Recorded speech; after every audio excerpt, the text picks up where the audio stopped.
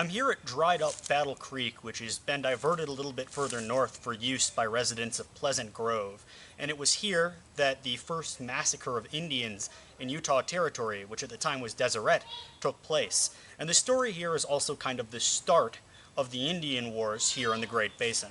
As the story goes, it was February of 1849, and local officials with the Mormons went and talked to Little Chief, who was the chief of the Timpanogos people in this part kind of scattered around Lake Utah. And they talked to him and they said, a lot of cattle from Brigham Young's herd have gone missing. And Brigham Young would graze his cattle near the shores of the lake, so it would have been very easy to go and take them. And Little Chief is very worried because he sees these unfamiliar men coming in with guns as a militia, and he says, well, 2 warriors from our tribe have stolen the cattle, and they decided to live through the winter of 1848 and 9 by feeding off of Brigham Young's cows. And they said, well, why don't you take us to them? So Captain John Scott led the Mormon militia, or the Deseret militia, and he led 50 men down from what is now Salt Lake City to this part along the Utah Lake around Provo area. And they came up to Little Chief's camp, and Little Chief was naturally very worried. You have these 50 strange armed white men who are now just occupying your camp, and he thought for a moment that there might be a larger massacre. And fortunately for him, John Scott said, all we want is to know where those 2 renegades are.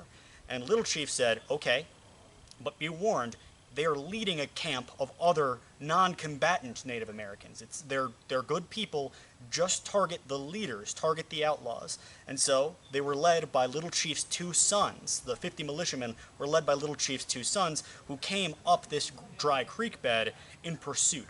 Well, the militiamen kind of gathered around the hills overlooking this creek bed, and immediately it's very clear that they're approaching. I mean, it's 50 armed militiamen, and the outlaws cry out, leave us alone. It's a camp full of women and children being led by these 2 kind of warriors of the Timpanogos people.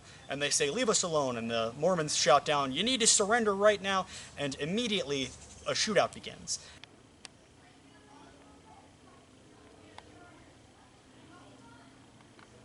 And the leaders, the warriors, the 2 cattle rustlers were pretty soon killed.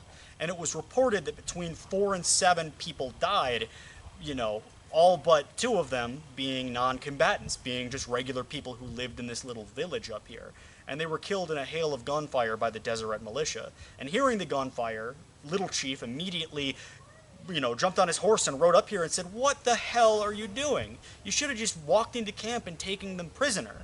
Well, it would be years later, but a lot of the people that were killed in this massacre were relatives of Chief Black Hawk, who would go on to lead a band of renegades in the Black Hawk War, and this is called chickens coming home to roost. They massacred a family of people, and then years later, they are massacred by the descendants of those people who are still bitter at the loss of their family.